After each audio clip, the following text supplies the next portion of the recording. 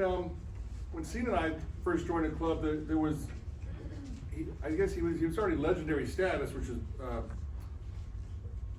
Ben Waller, and unfortunately we never met him in person, but a lot of people knew of him. He seemed to be everybody's hero. He was celebrity status. I never heard a person say a bad thing about him. Paul Lynn, you dove with him on many occasions, and I'm sure there's going to be a lot in Thomas's presentation, so I won't say much more about it. But he was everyone wanted to find the stuff that Ben found, and some of the stories I read about him, he talked about the days when they didn't pick up broken fossils, and they didn't pick up broken shark's teeth, and they didn't pick up broken arrowheads or spear points, because why would you? Who would pick up broken things on the bottom of the river when there's so many things to find? And maybe Paul was diving those days too. Yeah. He didn't have any broken arrowheads at his house. So we're happy to have Thomas here. He's a film student or graduate, I'm sorry, student from Santa Fe College. And his presentation tonight is going to be on the terror bird, another cool, one of the coolest fossils that we have in Florida. The first time I heard about terror bird was there was a gentleman from Georgia College had come down, and he was studying horses, and he started pulling bones out of the horse fossils at UF and saying, these aren't horse, they're bird. And nobody had studied those here yet. Nobody believed that bird could be here. And I'm going to shut up because this kid's looking at me. Shut up, you're taking my presentation. I'm going to bring Thomas up. Everybody give Thomas a welcome.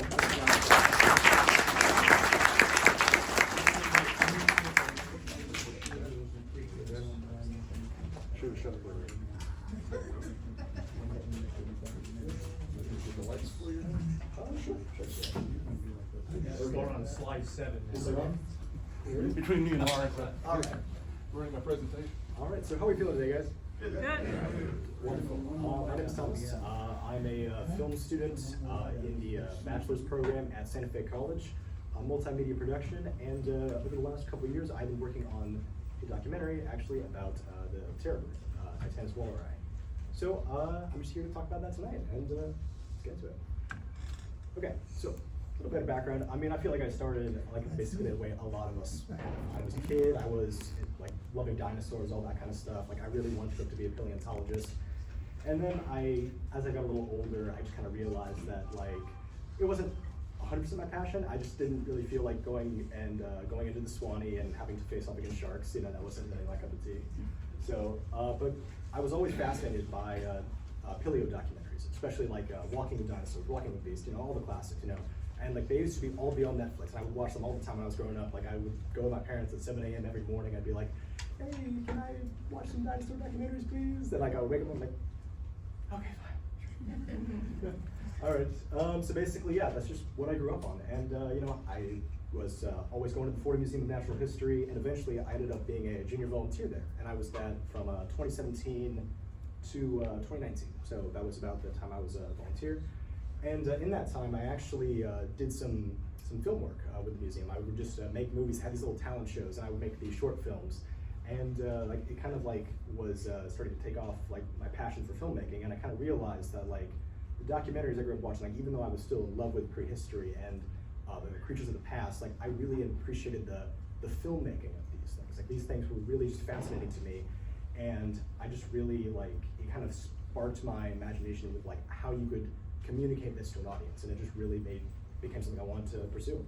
So that led to me getting into film program, and you know, I direct the films now and everything like that. I've made a dinosaur horror film. You can see right here, it's in the work in progress stage, but yeah, basically I do visual effects, CGI, directing. I helped run sets before, like this was the entire crew on the set. We basically had a Hollywood level set at Santa Fe College, and it was this basically film right here that we were shooting and everything like that. And basically, they're just like throughout it all, like I just have this passion for history and you know, telling these kind of stories, and it's just really been a huge honor to have this opportunity to do this kind of stuff.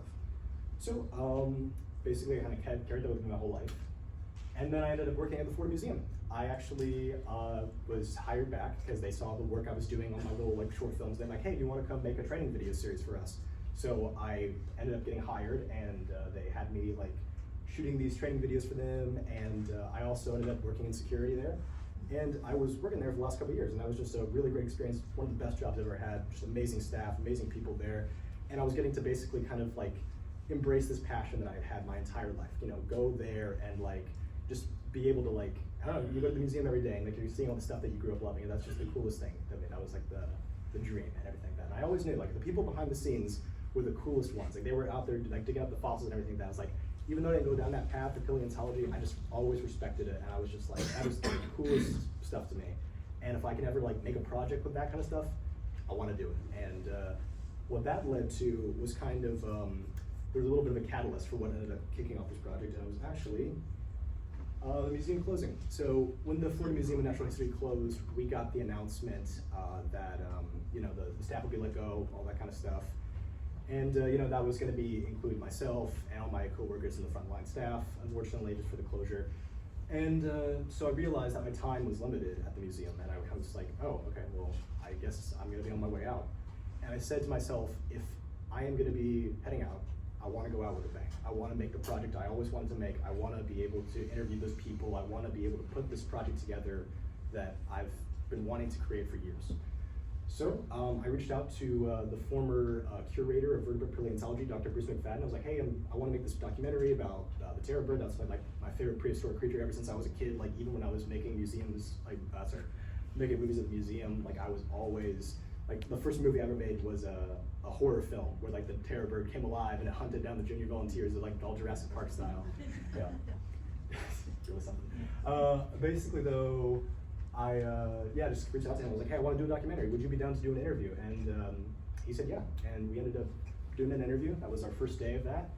And I sat there with him for 2 hours, and we just had an awesome conversation about the terror bird and everything like that, and Florida paleontology. And that became the interview that kicked off this project. And basically, I just spent the next year and a half up to this point just putting it together, continuing to do interviews, and expanding it out into basically the kind of project I would have always wanted to make. So, yeah, with that said, I'm gonna go ahead and get this started because you guys have been very patient and waited long enough. So let's do this. All right. Enjoy.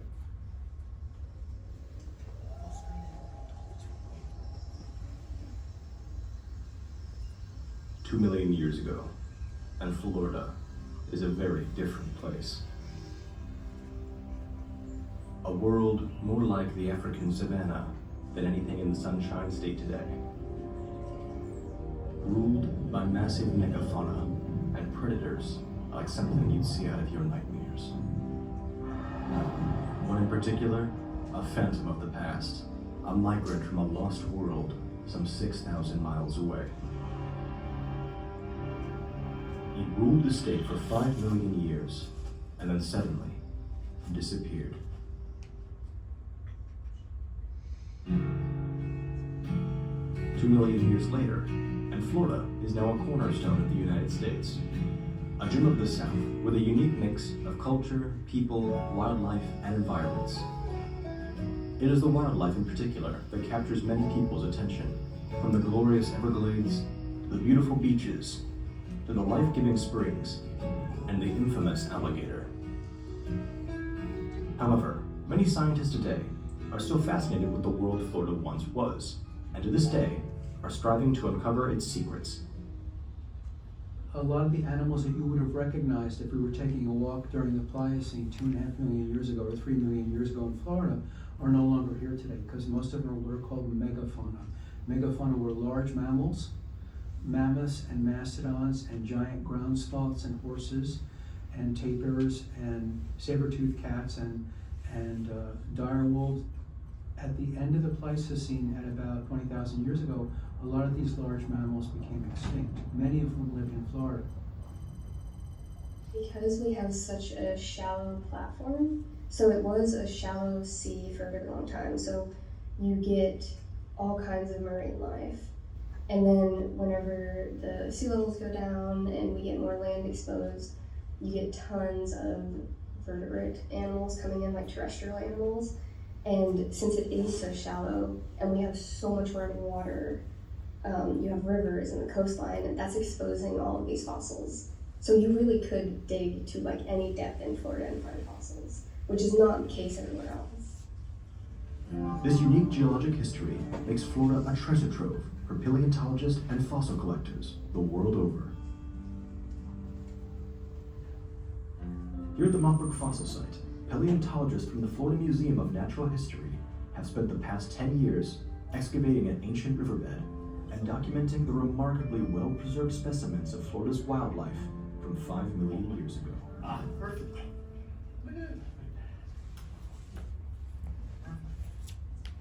The very first part of being a paleontologist is learning how to work in the field.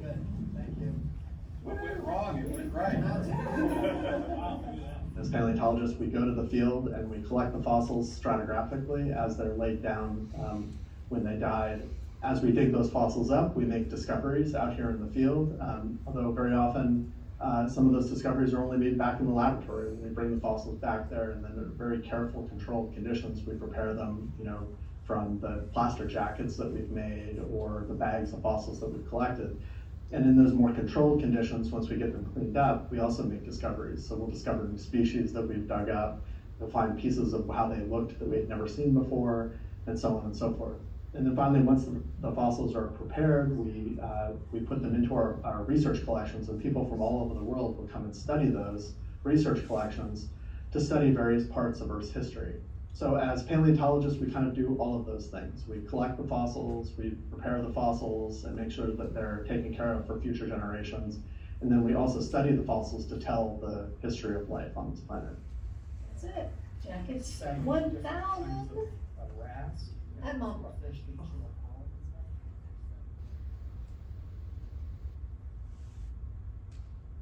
But the greatest discoveries are not always made at dig sites.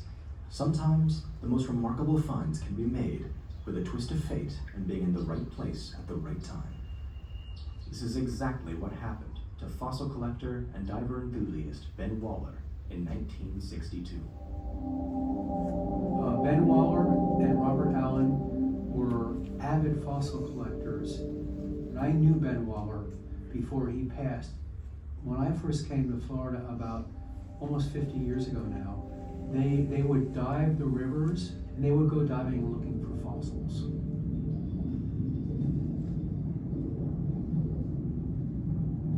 Ben was a very, very nice person, very encouraging to the professional paleontologists, always willing to share. He was a very good person.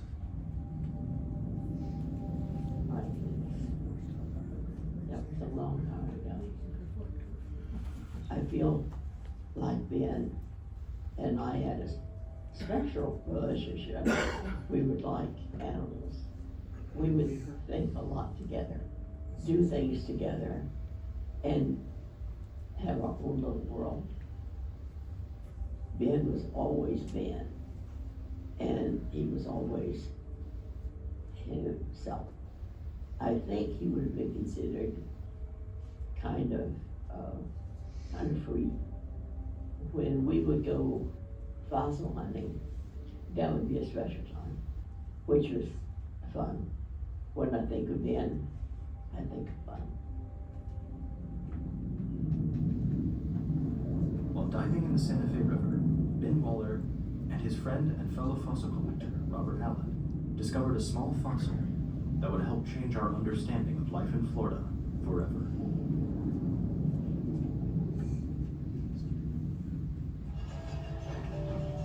Today, Ben Waller's amazing discovery lies here, in the collections of the Florida Museum of Natural History.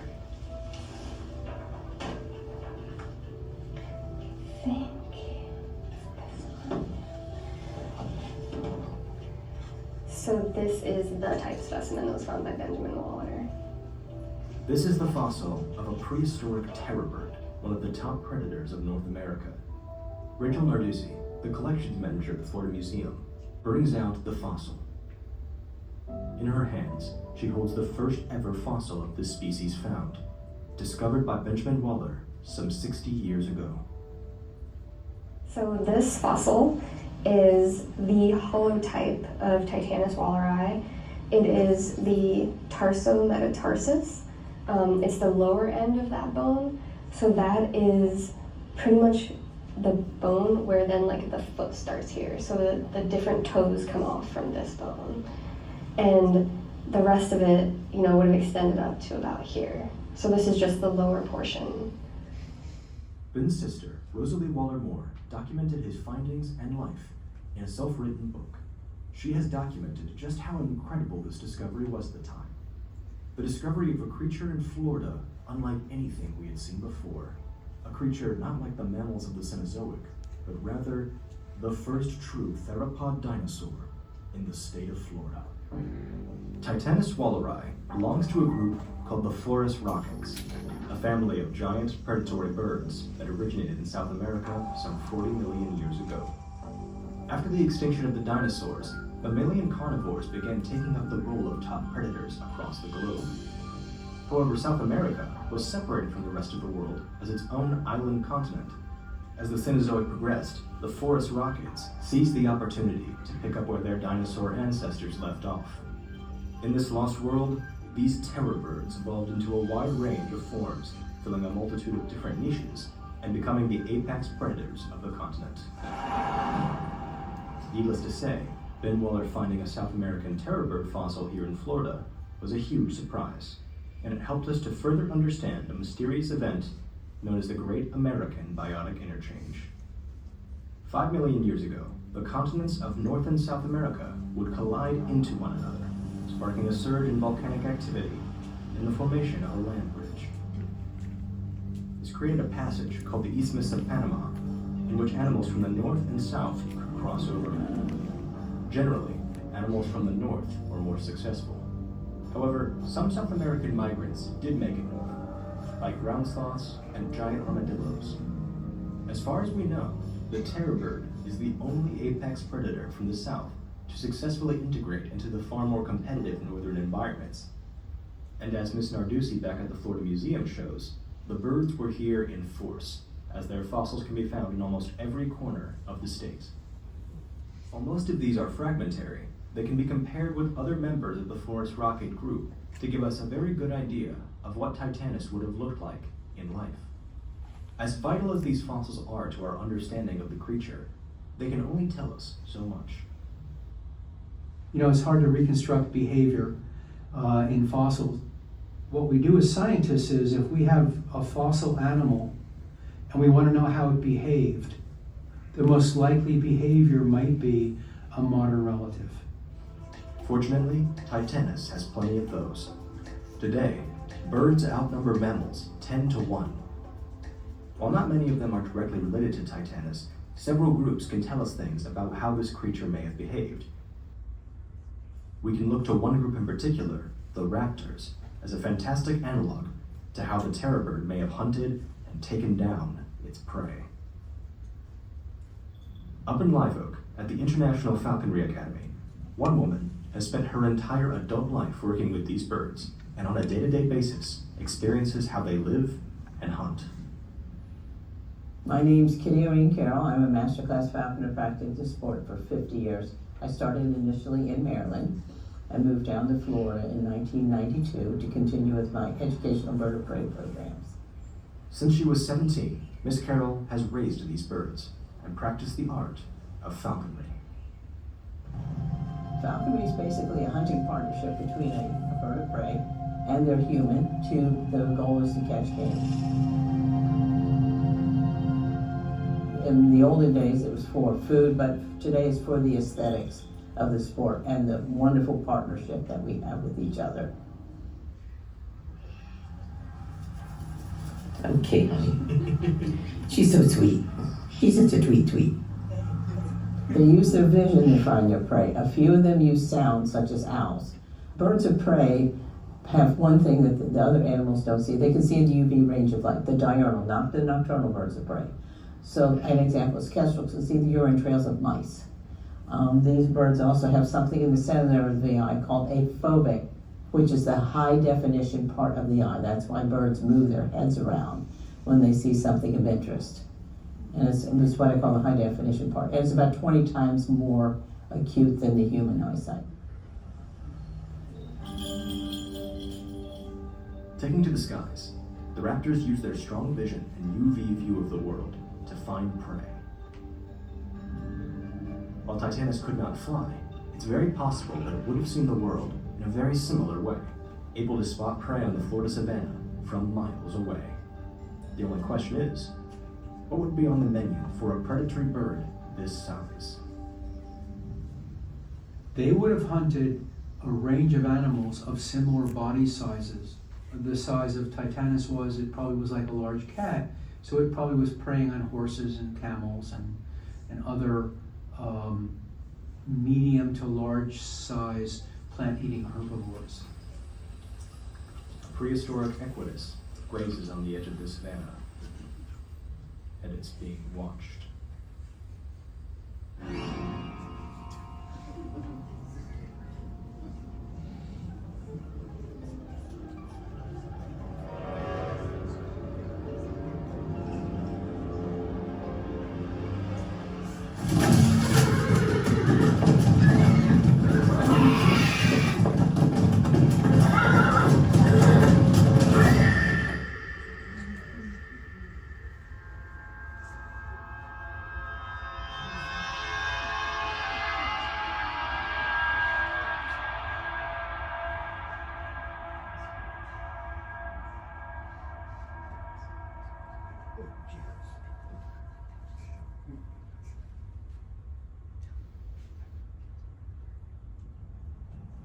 There was much more to Titanis' success than just hunting and catching prey.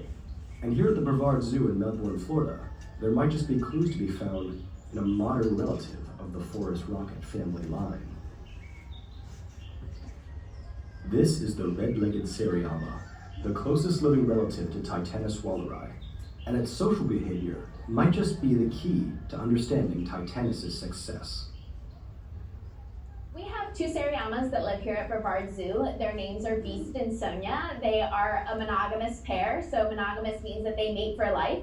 Beast, who is our male Seriama, is more outgoing, but he lives for Sonia, who's his mate, and that's the beauty of them being monogamous, is that they have each other's back. The courtships of Seriamas is very interesting because the male's going to do all the wooing and the female's just going to hang out waiting for that male to show interest in her. Most of the time they're going to show courtship behaviors by ruffling their feathers, bowing their head, and lifting their crests. They have a lot of crazy feathers on the top of their head, and that will show interest in the female, and she'll allow breeding at that time if she thinks he's impressive enough. This courtshipping and monogamous behavior was very likely present in Titanis, but as some modern birds show, sometimes these courtships could become a bit bloody. Similar situation with courtship is our kookaburras that we have here at the zoo. Whenever they're ready for breeding season, the male bird will catch prey items and actually bring them to her so that way she can eat. We've also seen birds show preferences on what type of prey they're going to bring their mate who would be in the nest box, because she won't accept anything. It has to be something that is beneficial to her raising her young, and a lot of times that's going to be things like protein, so mice and things that offer more calories. These extravagant courtships in modern birds are impressive in themselves and show a complex level of social behavior. One can only imagine how a giant predator like Titanis may have wooed a mate. This male Titanis did not bring down this horse for himself. He's preparing to court a female. He lets out low-frequency calls that can be heard throughout the forest. If he's lucky, a female will hear it and give him a chance to display. If the two pair up, they will be mated for life, and the final challenge of the species' success will be faced: reproduction and care of the young. And to understand that, we look at another modern relative. Here at the Santa Fe College Teaching Zoo, Professor Joshua Watson is getting up close and personal with some living dinosaurs. These are emus, giant, flightless birds that share many features with the extinct Titanis. These giants, however, seem to prefer neck scratches and picking at seeds, as opposed to chasing horses on the open savanna. The breeding pair here at Santa Fe, however, have a behavior that may just show how Titanis survived here in Florida for 5 million years. So our emus here do lay eggs. We have a male and a female, Sprocket and Bam Bam. This is an emu egg. Really cool green coloration. It's a pretty hefty egg itself. Depending on the species, different birds will utilize different colorations, sometimes to make it more cryptic or better to hide. And so the green coloration, if you were imagine this in like green grass, you're going to lose this a lot more easily. And honestly, even in this dry leaf litter and stuff, if it's covered over at all, it's actually pretty difficult to see. In the wild, just like here, what they'll end up doing is the female will lay eggs in the area, and then the male actually scoots them all and collects them into a nest. You can see emu nests are not overly complicated things. It's usually just a collection of leaves and sticks, much more akin to something that like ornithologists would call a scrape nest. It doesn't provide a tremendous amount of the warmth for incubation. It just kind of provides a place for the egg to sit and not roll around. All ground-dwelling birds' eggs are vulnerable. However, building a nest scrape is very likely how Titanis was able to keep them safe. And if the parents were working together like a monogamous pair of raptors, that may explain how they may have survived for so long in a state they were not inherently suited for. Titanis and the forest rockets were some of the most successful predators of the Cenozoic, facing the odds of a constantly changing world and carrying on the legacy of the theropod dinosaurs. It's still not fully understood what drove them to extinction, but the most likely cause was the freezing of the planet itself as the Ice Age began. This caused further environmental pressures and the world around these birds to change too much.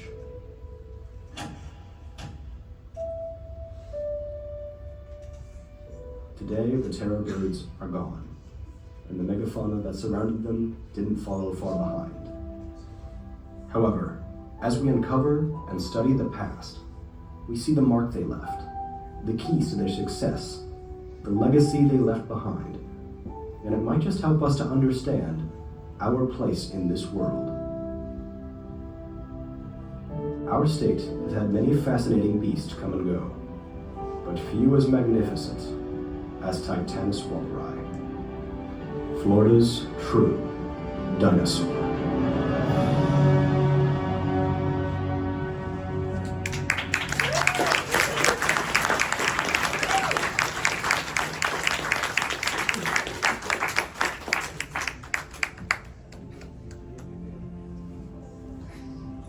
There's a dinosaur horror movie.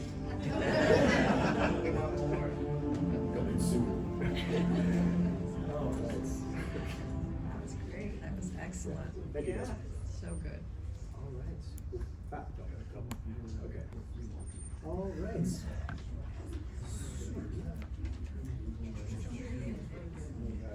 So yeah, that was the documentary that I've been working on. Basically, it's gonna be also a little bit of a work in progress. I have many things I still want to add. I feel like there's always more that can be added to it, expanded upon it, but really appreciate your guys' support. So thank you guys so much. Yeah, appreciate it.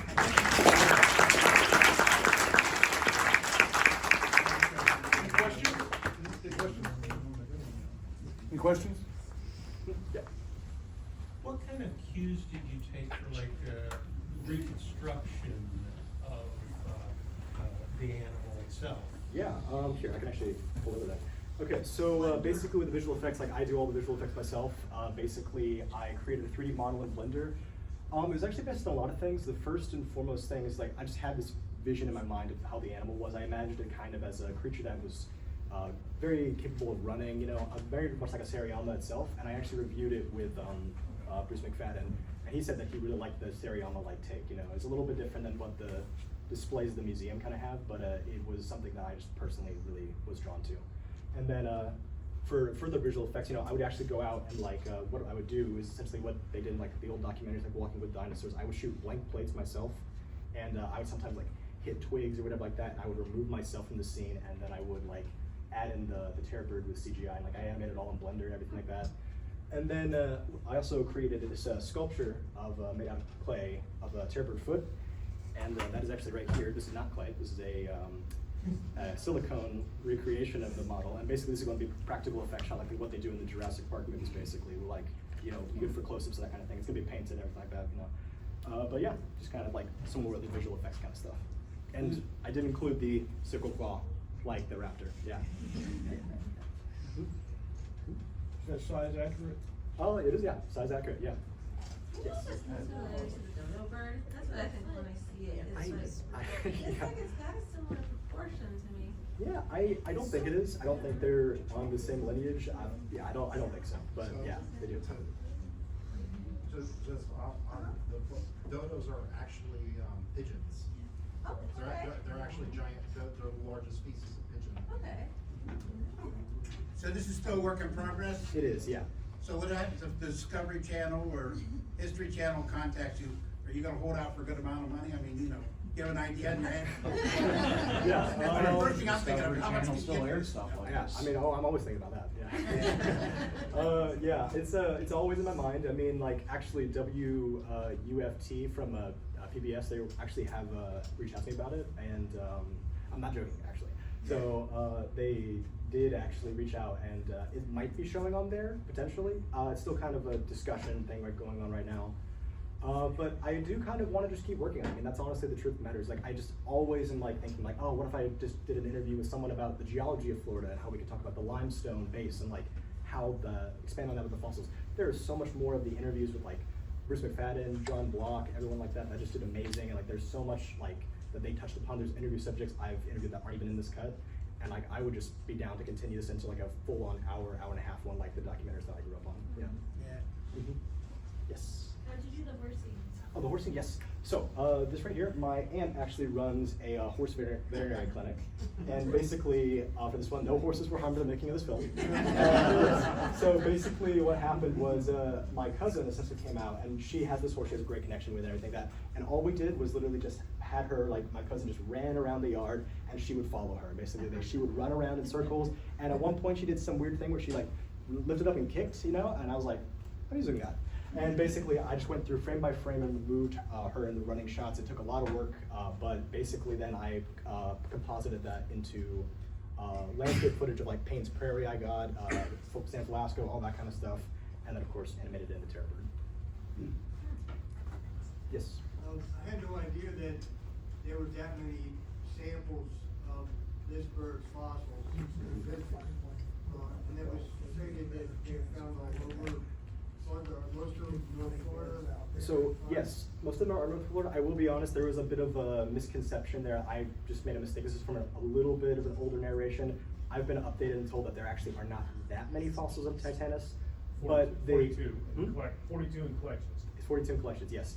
But the sort of counterpoint of that is that they can't technically be found in every corner because they are found in North Florida, but they are all found in the South Florida. And for like what the research I did, it is kind of in the different corners. They are rare, so they are around the state from every side.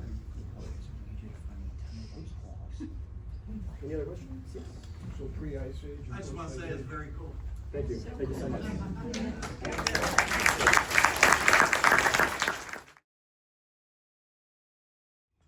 Next, we're gonna do show and tell. I got Connor Barnes and Jacob Core on the list. Did anybody else bring anything I didn't see that they want to show off tonight? Jacob, you want to go first? Oh, okay. Okay, so I brought in a couple of interesting things. First one is one that I do know what it is, and it is a rather nice, decently large T-Rex tooth. Not just Tyrannosaur. This is actual T-Rex. It is from the Lance Formation from Lance Creek, Wyoming. Fun little fact about that, a lot of people just call it the Lance Creek Formation because you have the Lance Formation, then you have the Hell Creek Formation, which is analogous to the Lance Formation, and the Lance Formation is located near a town called Lance Creek, Wyoming, but it's not actually called the Lance Creek Formation, but it's one of those things where it's very, very easy to see how people get that mixed up. I brought this in, not only to show it off, I am a vendor at Fossil Fest, so this will be for sale there. But I wanted to I was hoping that some people could take a look at a little area where there's a crack that lit up under my black light. and I don't know if it was glued back together or if it was just stabilized there. It's very hard to tell, and so hopefully some of the very knowledgeable people here can give me some opinions on that. So when when it's out there at Fossil Fest, I can give any potential customers the correct information on it. Other than that, I have one piece of, and I'm kind of hesitant to even try and pick this thing up. A few years ago, I won an auction with some very interesting material. It was all found together. This is just one piece of one specimen. It was all ceratopsian. And what struck me about it is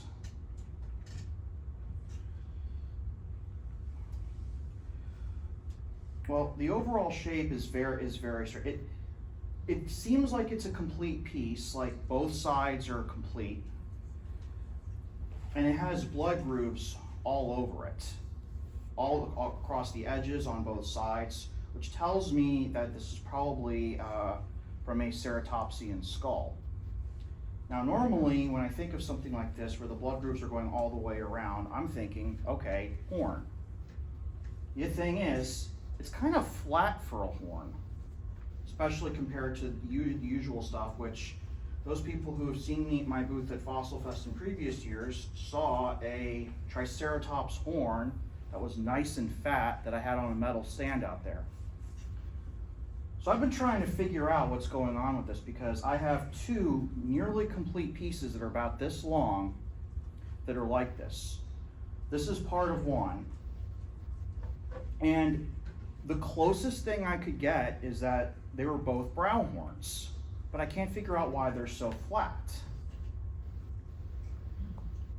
My best guess, and this is something which I do want to verify with some more people before I make this claim, is that this isn't from Triceratops, it's from Torosaurus, who is much rarer and much bigger. And there's two reasons why I think that's a very distinct possibility. The first is, while I've been having a hard time getting good documentation about the actual shape of Torosaurus horns, I've been looking at a lot of pictures of Torosaurus skulls, and there's quite a few of them where the horns actually do seem compressed as they come out of the skull. And I was actually just showing Joe a picture that I found. I don't know if there's a way to... Not right now. Yeah. But, so there's that. The other reason is because aside from these, there was another piece which was a large chunk of frill. And this frill was part of the edge, but the edge it was surrounding wasn't going outward, it was going inward, like it was surrounding a large hole. And the whole thing with Torosaurus is I had those big holes in the frill. Now, my big issue is that the stuff is still in pieces, and I've never really prepped something like this, and it's still very crumbly. So one of the things I wanted to do here was bring a piece of it in, not necessarily to get a hard idea on it right now. I feel like it probably would be better until everything is put together to even attempt to do that, but to ask some advice on prepping it. I was thinking of coating the pieces in paraloid B72 and then gluing them together with cyanoacrylate, but I wanted some advice on doing that before actually attempting that. But anyway, yeah, so hopefully sometime in the near future I can get all the pieces good. There's two pieces which I believe are brow horns, one which I believe is the nose horn, a big chunk of frill, and piece of a rib. Or it could just wind up being large bits of random bone. I am very certain that at least 4 of those pieces can BID to ceratopsian skull elements just because they're covered in the blood grooves. And I don't think there was, at least I can't think of anything else that would have blood grooves like that all over it except for ceratopsian skull. But maybe I'm wrong. That's part of the learning process. Good deal. So, a couple weekends back before we got this really bad cold snap, for you guys that are in Geology Club and then for you guys that are in Southeastern Geologic Society, I know there's a little bit of overlap in this club. Me and Joe actually went out to one of the mines with one of the mine guys, Mark Hurst, to do a little bit of reconnaissance work to see like what was viable in the pits for fulgurite hunting. For those of you guys that don't know what fulgurite, I'm sure most of you guys in this room know what a fulgurite is. I'm just used to explaining what a fulgurite is, but basically a fulgurite is when lightning strikes sand, it crystallizes the sand. But we do like an annual field trip to take students and the Southeastern Geological Society out to collect these crystallized lightning bolts. So basically, I have a few cool examples that I wanted to show that I found because they did a lot of they did a lot of mining on the pit that we mined last year. And so there was a lot of exposure of fulgurites, and there's still a lot out there. Not that I'm like soft advertising the field trip, but there's Mark told me to leave a lot out there for you guys. So there's tons and tons of this stuff. I just thought I'd show it off because it's, you know, a little early. Joe also found a pretty cool one. He didn't bring it, but you know, is what it is. Do you have a hard date on that? Do I have a hard date on that? So in fact, I don't. I did talk to Mark.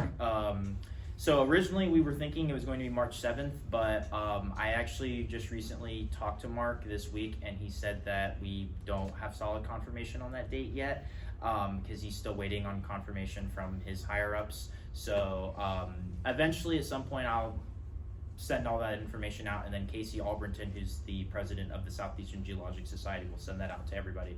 But tentatively right now it's still kind of like thinking it's going to be like sometime in early March. So yeah. That's Well, I got a question. Yes. Is the Tampa Bay Club going to be able to go with you guys again?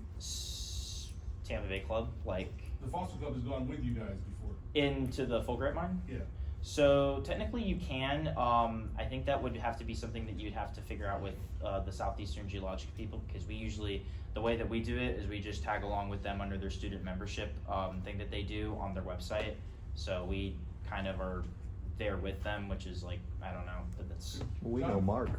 Well, yeah, we know Mark, so I mean, honestly, we could at some What's point... one more ask? Yeah, there was one more ask, you know, like we could figure that out, but that would be separate from Southeastern Geologic Society. But that's the way that I've done it since I've been president, was just, you know, doing it with Southeastern Geologic Society. Jonathan did a trip one year and he invited the club to go. Okay, yeah, I mean, honestly, we could probably coordinate with Mark. We'll talk later, but yeah, absolutely.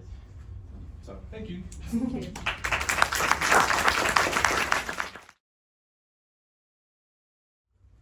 Send spirit, I'm trying to get everybody to stand over there so the light isn't right in your eyes.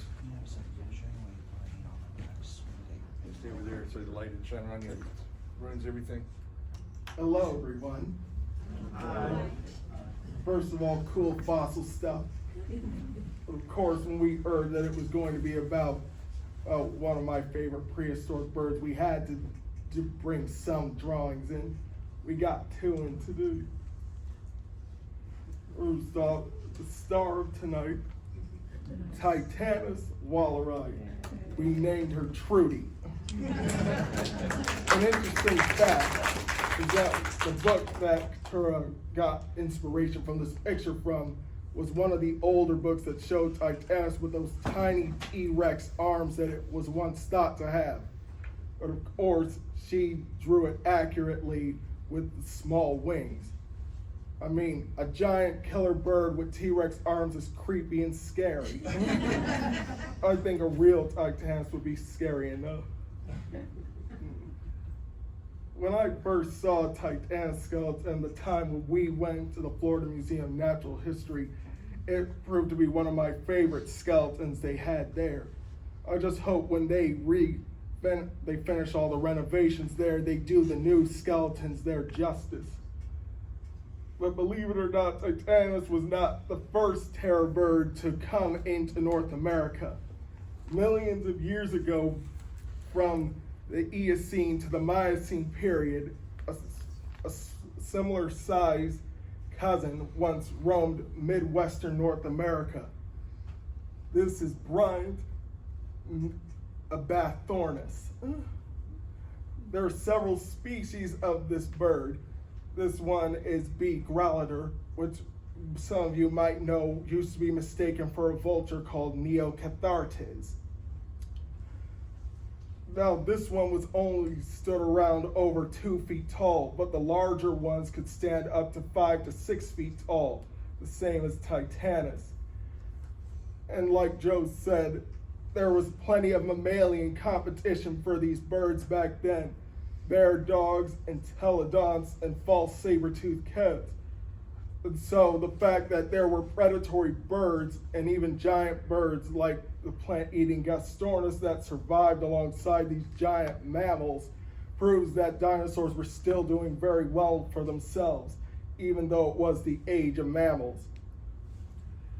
It was ultimately climate that killed off Bathornis, but 40 million years later, during the start of the Pliocene epoch, when the Isthmus of Panama connected North and South America together, Titanis made its way up through Central America, through Mexico, and into Florida, California, and Texas.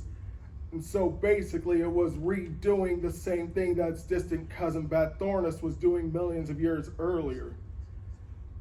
And what's interesting to me is that relatives of these birds still exist today. They're called Seriamas, and they're native to South America. You can see Seriamas today.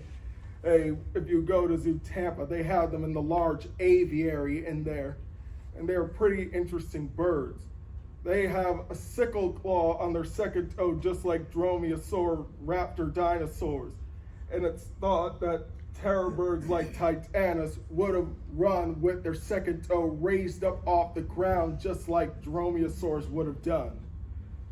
So imagine a prehistoric hunter bird doing its best to be a velociraptor. Giant birds have always fascinated me, and we should be lucky that we still have some around in the form of ostriches, emus, and cassowaries. Just make sure that you stay on their good side and don't try to make omelets out of their eggs. Because remember, they're still dinosaurs. Tell that to the Australian military. Yeah. Thank you.